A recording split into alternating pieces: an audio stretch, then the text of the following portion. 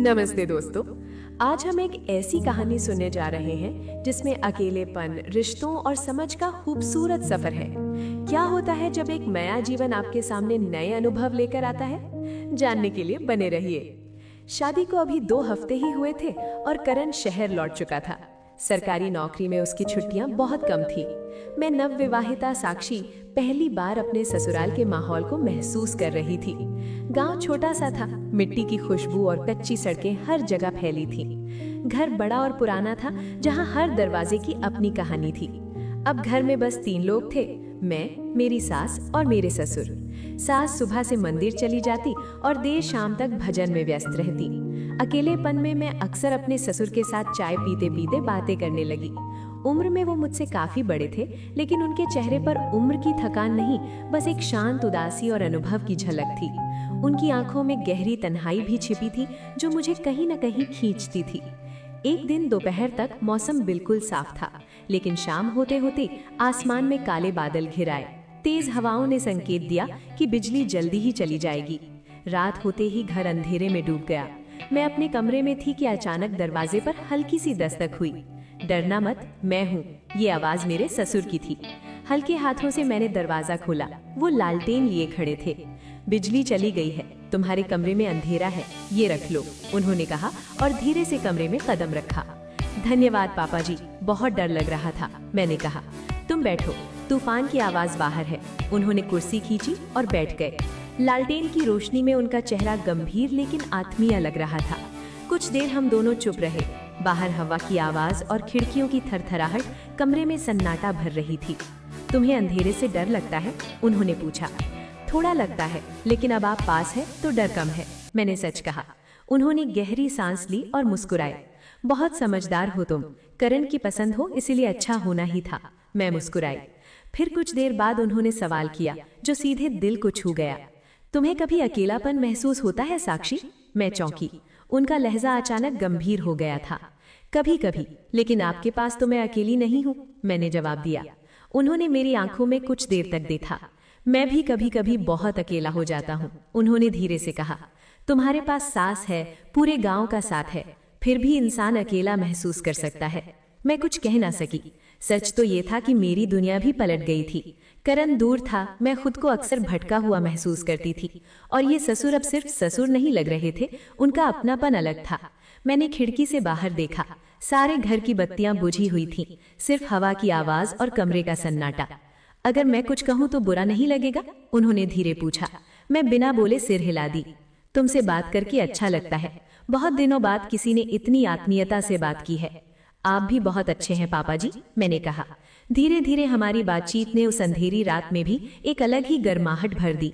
अगले दिन सुबह 7। शहर बड़ा और तेज है, लेकिन यहाँ का माहौल बहुत अलग लगता है, शांत, धीमा और दिल को छूने वाला, मैंने कहा। उन्होंने मेरी बात सुनी और थोड़ी देर के लिए कुछ नहीं कहा, फिर धीरे से बोले। जीवन में कभी कभी हमें तेज और शोरगुल वाली चीजें छोड़कर धीमी और शांत जगहों में खुद को ढूंढना पड़ता है। उनकी ये बात मेरे दिल में कहीं बैठ गई।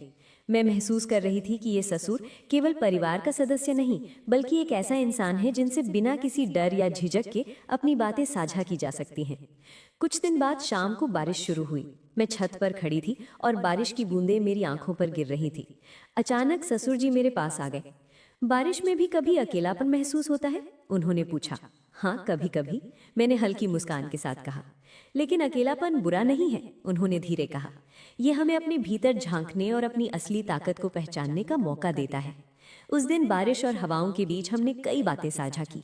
बातें सिर्फ परिवार या जिम्मेदारियों की नहीं थी, ये बातें दिल की थी, उन भावनाओं की जिन्हें अक्सर हम दूसरों से छुपा देते हैं। धीरे धीरे मैं समझने लगी कि अकेलापन डरावना नहीं, बल्कि एक साथी है जो हमें अपने भीतर की गहराई से मिलाता है। और ससुर, जिनसे शुरुआत में दूरी लगती थी, अब मेरे लिए वो इंसान बन गए थे जिनसे दिल की सारी बातें साझा की जा सकती थी। गांव की सड़कें, बारिश की खुशबू और घर की पुरानी लकड़ी की खामोशी मेरे जीवन में एक नया रंग भर दिया। उस अकेलेपन में भी अब मुझे सुरक्षा और अपनापन महसूस होने लगा था।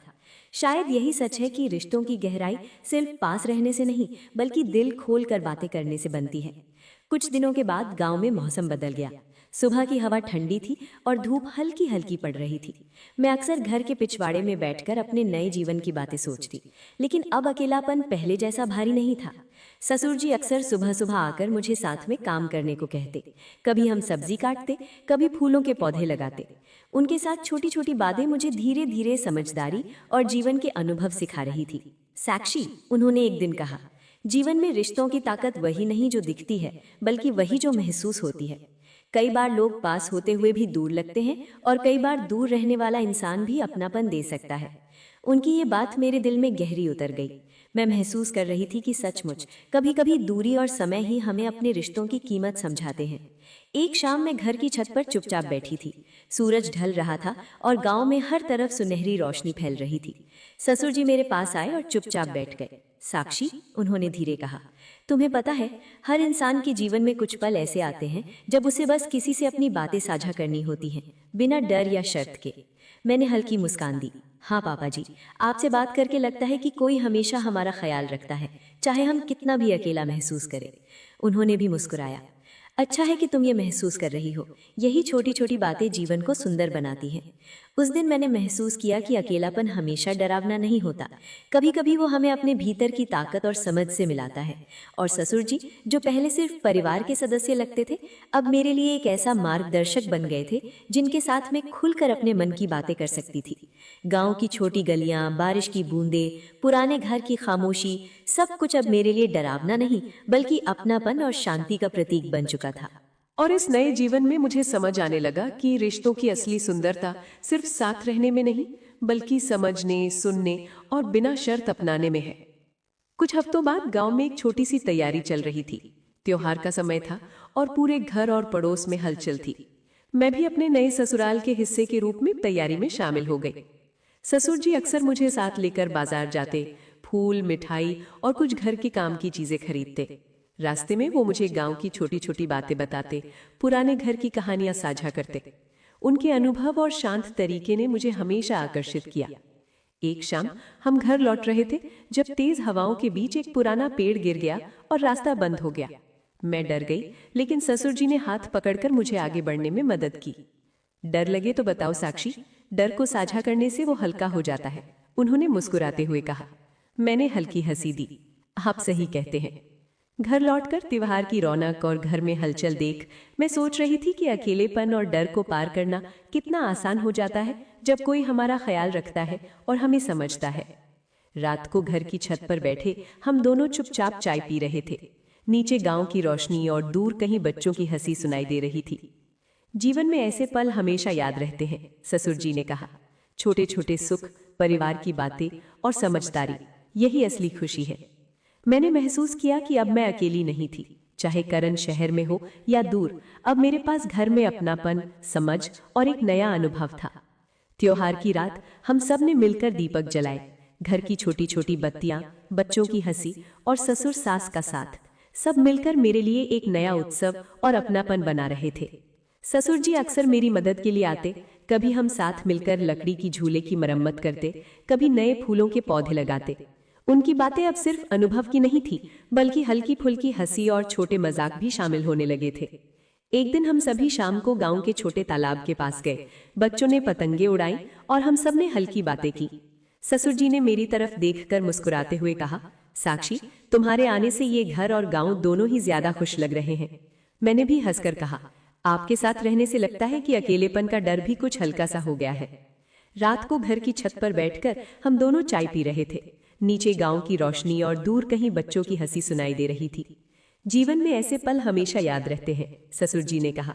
छोटे छोटे सुख, परिवार की बातें और समझदारी, यही असली खुशी है। मैंने महसूस किया कि अब मैं अकेली नहीं थी। चाहे करण शहर में हो या दूर, अब मेरे पास घर में अपनापन, समझ और एक नया अनुभव था। त्योहार की रात हम सब ने मिलकर दीपक जलाए। घर की छोटी छोटी बत्तियां, बच्चों की हंसी और ससुर सास का साथ, सब मिलकर मेरे लिए एक नया उत्सव और अपनापन बना रहे थे। उस दिन मुझे ये समझ आया कि जीवन में रिश्तों की असली ताकत पास होने में नहीं, बल्कि साथ महसूस करने और समझने में है। और यही सब मुझे इस नए घर, इस नए जीवन और इस नए अनुभव में खुशी दे रहा था। त्योहार की हलचल के कुछ दिन बाद मैं घर में अकेले बैठी थी। सास मंदिर गई हुई थी और घर में सन्नाटा फैला हुआ था। अचानक ससुर जी कमरे में आ गए। साक्षी, बैठो, थोड़ी चाय पीते हैं, उन्होंने कहा। हम दोनों चुपचाप चाय पीने लगे। बाहर हल्की हवा चल रही थी और खिड़कियों से पेड़ की पत्तियों की सरसराहट आ रही थी। साक्षी, उन्होंने धीरे कहा, कभी कभी इंसान बहुत अकेला महसूस करता है, भले ही उसके पास लोग हों। और ये अकेलापन डर का नहीं, बल्कि दिल को महसूस करने का तरीका होता है। मैंने सिर हिलाया। हाँ पापा जी, पहले मुझे भी ऐसा लगता था कि अकेलापन डरावना है, लेकिन अब समझ में आता है कि ये हमें अपने अंदर की ताकत दिखाता है। उन्होंने हल्की मुस्कान दी। बहुत समझदार हो तुम, यही चीज रिश्तों को खास बनाती है। कुछ समय तक हम चुप रहे, फिर उन्होंने धीरे से पूछा, साक्षी, तुम्हें कभी लगता है कि तुम्हारी दुनिया पलट गई है? नए शहर, नया घर, नए रिश्ते, सब अचानक बदल गए हैं? मैंने गहरी सांस ली। हाँ पापा जी, सब अचानक बदल गया था, लेकिन अब आपके साथ घर और गांव में मैं धीरे धीरे सहज महसूस कर रही हूँ। उनकी नजरें थोड़ी देर मेरे चेहरे पर टिक गई। साक्षी, यही जीवन की खूबसूरती है। बदलाव डराता है, लेकिन वही बदलाव हमें समझ और अपनापन सिखाता है। उस शाम हम दोनों छत पर बैठे रहे, चुपचाप, लेकिन एक दूसरे की मौजूदगी में एक गहरी समझ और अपनापन महसूस हो रहा था। गांव की रात की ठंडी हवा, दूर बच्चों की हंसी और घर की पुरानी लकड़ी की खुशबू, सब कुछ अब मेरे लिए डरावना नहीं था। ये सब अब सुकून और अपनापन का हिस्सा बन गया था। मैंने महसूस किया कि कभी कभी रिश्तों की असली ताकत सिर्फ पास होने में नहीं, बल्कि साथ होने, समझने और बिना शर्त अपनाने में होती है। कुछ हफ्तों बाद त्योहार की रौनक धीरे धीरे खत्म हो गई। घर फिर से सामान्य हो गया, लेकिन अब सब कुछ अलग सा लग रहा था। मैं अब अकेली महसूस नहीं करती थी। हर दिन की छोटी छोटी बातें, ससुर जी की सलाह, उनकी मुस्कान, घर की हल्की हलचल, गांव की ताज़ी हवा, सब मुझे अपनापन और सुकून दे रही थी। एक शाम हम छत पर चाय पी रहे थे। दूर से बच्चों की हंसी आ रही थी और हल्की हवा चेहरे को छू रही थी। साक्षी, ससुर जी ने कहा, देखो, जीवन में जो बदलाव डरावने लगते हैं वही हमें मजबूत बनाते हैं, और रिश्तों की असली खूबसूरती यही है कि हम एक दूसरे को समझें और अपनाएं। मैंने मुस्कुराकर सिर हिलाया। हाँ पापा जी, अब मुझे समझ में आ गया है कि घर सिर्फ ईंट पत्थर नहीं, बल्कि प्यार, समझ और अपनापन भी होता है। उस रात मैं अपने कमरे में खिड़की से बाहर देख रही थी। गांव की सन्नाटा भरी रोशनी और हवा में घुली मिट्टी की खुशबू ने मुझे एहसास दिलाया कि जीवन में अकेलापन डरावना नहीं, बल्कि सीख और अपनापन देने वाला होता है। और इसी एहसास के साथ मैं धीरे धीरे इस नए जीवन, इस नए घर और इस नए अनुभव में पूरी तरह सहज हो गई। अब मुझे पता था कि चाहे जीवन में बदलाव कितने भी अचानक आए, समझ, अपनापन और साथ हमेशा हमें सही राह दिखाते हैं। कहानी यही समाप्त होती है, लेकिन ये एहसास हमेशा साथ रहेगा कि रिश्तों की ताकत सिर्फ पास होने में नहीं, बल्कि समझने और अपनाने में होती है। अगर आपको ये कहानी पसंद आई हो तो लाइक करें और साझा करें, और अगर आप चाहते हैं ऐसी और भी दिलचस्प कहानियाँ तो हमारे चैनल को सब्सक्राइब करना न भूलें। तब तक के लिए खुश रहें और अपने रिश्तों की कीमत समझें।